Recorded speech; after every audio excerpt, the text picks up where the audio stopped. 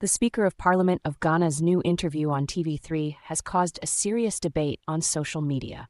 The main debate is about the Speaker's presidential ambition, as some people speculate. Ghanaians are having a divided opinion, as some expressing their joy to see the Speaker as president in the next 4 years to come. Meanwhile, another group is saying the Speaker can never be president in Ghana. The Speaker, even though spewed out a lot of wisdom during the interview, however, he seemed to exaggerate Akufo-Addo's comment about the 2024 general election. Some Ghanaians say that the NDC will be in need of a very popular presidential candidate for the 2028 election. The Speaker, being aware of this, wants to position himself in a very honorable place that will help him to be able to win the primaries to be the presidential candidate for his party, NDC. Nothing happened until recently that the Peace Council came in. And the Peace Council came in also through the back door. He didn't do it properly. So Esiedin Kwacha was right? 100%. He was 100%, and that has now ignited this flood of concern by many. And so you see, apart from me coming out to say that no, something must be done, the Peace Council then initiated some efforts, and their attention was drawn to the fact that since the 2020 elections, since the Ayawasu by-elections, a number of things happened. Commissions were established, reports were presented, recommendations were made. There were some statements that they will be implemented, and nothing has happened. So that we are moving to another. This time, the 2024 elections is unlike the 1992 elections, or the 1996, or the 2000 elections. Why do you say that? It's not also like 2004, 2008, or 2012 elections. Why? Neither is it like the 2016 and 2020. This is a critical election that will determine whether we are truly committed to the cause of multi-party constitutional democracy. Clearly, this election is not just about the political parties. It's about the soul of our nation. Very, very important. And so to have very experienced political leaders, particularly His Excellency the President, who started politics at a very early age because of his parenthood, and who was an activist in the CPP party, grew up to be the president of Kwame Nkrumah Youth Forum, and after the 1966 election, joined the United Party, Progress Party, now MPP, to come out after all that experience, a legal luminary, to say such a thing. That is inciting people to violence. Okay. That even if we lost the election, we will not hand over. We will do all we can to hold on to power. That is unacceptable. I was really shocked to hear that, because His Excellency the President knows that the power he's holding is not his. It's for the people, particularly the voters. And the people voted and gave him that power. Once they vote you out, he even is ending his 8 years period. At the 6th of January 2025, His Excellency Nana Addo Dankwa Akufo-Addo has no such power. He knows that if he orders the CDS on the 7th of January 1992 to do anything, he will not do it. My understanding of what you're saying, really... He has no such power, so it's just an empty boast. Brutum fulmin. He cannot. He will not have that power. It's the person that the people have now voted for that have been given the power. And though the people looking at that person, not him. So either is His Excellency John Dramani Mahama or His Excellency Dr. Mahmoud Bawumia. Mahmoud Bawumia. You do not think so that... those are the people that will have power, and those are the people that Ghanaians will now be listening to, not to him. So he has nothing, not even an empty shell. What we do is just a ceremony to show that power has now shifted from the former to the newly elected person. You do not think that those comments were deep expressions of, I really wish that Bawumia would take over the reins of power from me? You just said it. What prevented him from using that same language? It's my wish that MPP should win the elections and Bawumia will take over from me. But if you go and say categorically, I will not hand over power, as if the power is still in your hands. But by that time, it's not in his hands. You just gave his history there, where he started from before he even became president. Yeah. Would you say that that comment was irresponsible? And he's repeated it. Well, His Excellency knows better. You know, in mature democracies, they will take actions more than what we will do. That would have soiled all his records as a politician.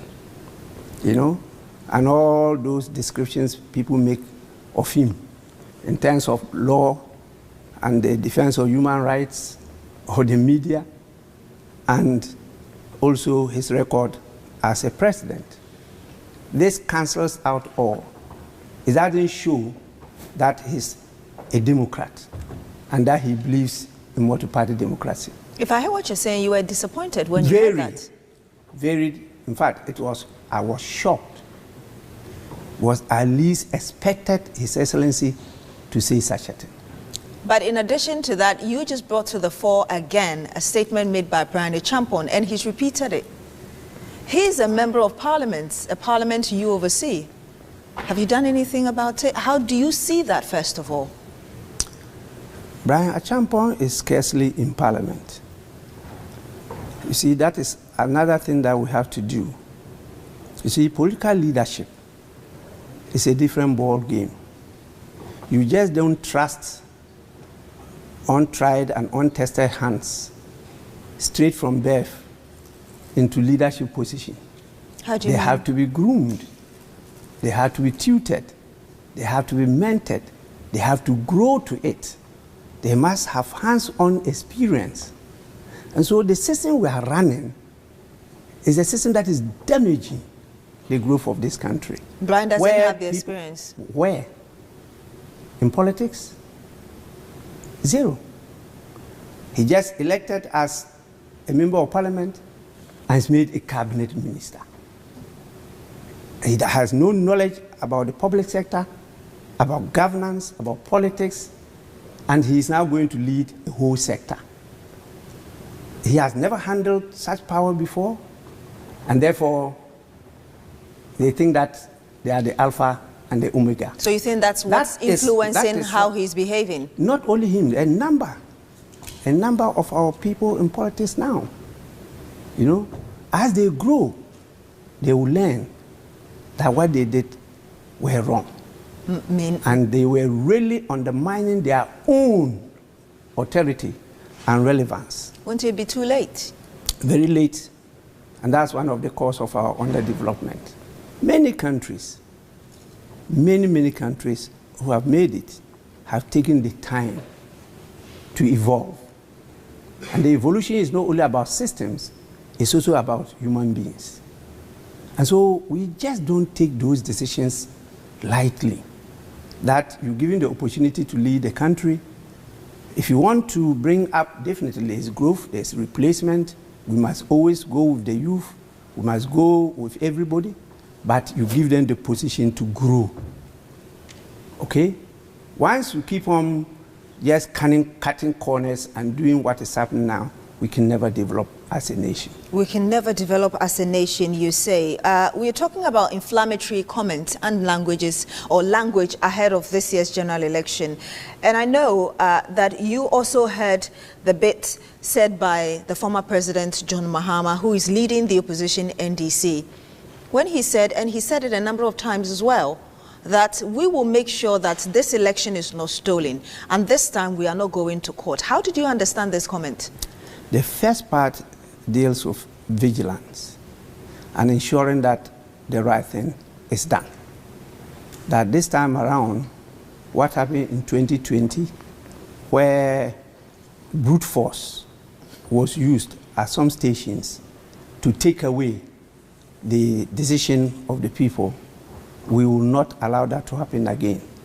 Which meant that there's a loss of trust in the process and in the Electoral Commission. And so if the Electoral Commission is not going to take up the mantle together with the other stakeholders, particularly the security agencies, led by the Ghana Police Service. And note, it is not Ghana Police Force. It is Ghana Police Service. And they are to deal with the maintenance of law and order. And you don't just maintain law and order by force. No, that is not it. But unfortunately, that is where we are. And they are the key institution to maintain law and order. The military has no business, when we are doing elections, to be present until law and order breaks down and they are called in. So you want them to stay off? Completely. I have stated it a number of times that we would not want to see our military moving around. They have to be at positions that they could be called to intervene when the need arises. But already you know that the military have been deployed. I mean, officials have been deployed to border towns to enforce even this ban on exportation of the country's grains because of the drought in 7 regions of the country. That is catastrophic and a complete exaggeration of the situation, just to create a platform to go in for a facility. And who knows how that facility will be applied. That is my honest view. What do you mean by facility? A credit facility in terms of money or in terms of food items. Is that kind of thing? The NDC thinks it's an attempt to intimidate voters around that place. You see, people really don't understand the situation we are in. The Ghanaian voter can no longer be intimidated. We saw what happened in Kenya. We saw what happened in Nigeria. Ghana is not immune to it. I was a young man in Legon during the regime of President General Akeya Champon. And that was the time they brought in the MOWACs to support the police. They were blue in color. We faced the MOWACs with our bodies, not even with sticks, empty hands. Some of us were killed, but we fought and managed to turn this country to democratic Ghana. The people are not afraid of the military. How many are they in this country? How many are the people? How many bullets do they have? How many were they killed? How many of them will survive? We've seen it before from country to country. So if there's any intention of using the military to threaten and intimidate the voter, they better think twice. As to whether the speaker will agree to contest or not, only time will tell. But it is very funny how Ghanaians can predict the intentions of their leaders, and most times it turns out to be true. If you think the speaker will be a better president for Ghana in 2028, let us know. If you think he doesn't deserve it, tell us why. Make our day a happier one by liking the video. Meet you another day.